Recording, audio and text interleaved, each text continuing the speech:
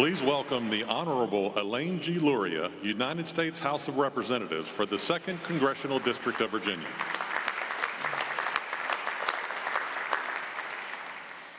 Good morning. 400 years ago, our Commonwealth was the site of some pivotal historical firsts. For example, we recently celebrated the 400th anniversary of the first legislative session in Jamestown. This event led to representative democracy in America and continues to influence our society for the better. But American history isn't all uplifting and convenient.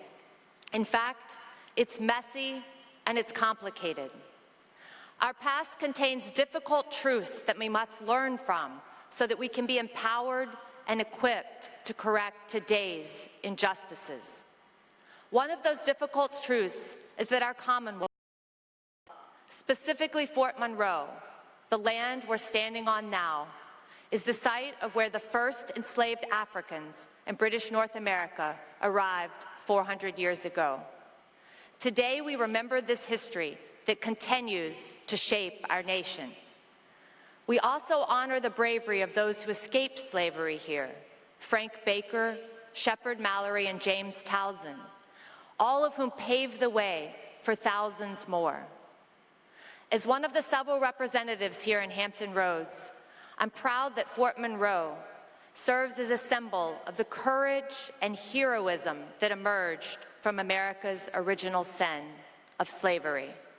And from a military community perspective, we know the fight for freedom is one that has been waged with great cost, including many thousands of African Americans from Virginia who have contributed to the safety, security, and freedom of this nation. Many came from or fought in Hampton Roads community. We are reminded of men like William Harvey Carney. Born into slavery in Norfolk, Mr. Carney joined the Union Army during the Civil War and made his mark during the 1863 assault on Fort Wagner in Charleston, South Carolina. As the soldier holding the Union flag was killed, Mr. Carney ran to catch the falling flag, raised it high, and kept marching despite his own multiple wounds. He made his way back to the Union side, never once dropping the flag.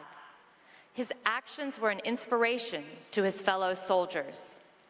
Unfortunately, Mr. Carney had to wait until 1900, 37 years, to receive recognition for his efforts. By then, other African Americans had received medals of honor, but because of his actions had occurred first, Mr. Carney is considered to be the first African American Medal of Honor recipient.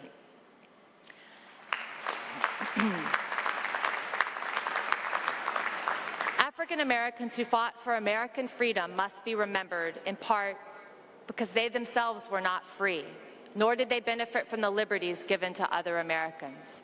Clearly, their sacrifice went above and beyond.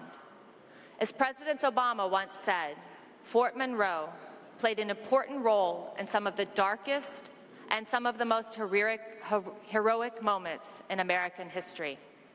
We have the power to transform symbols of injustice into bastions of hope and knowledge. That's why Fort Monroe is so important.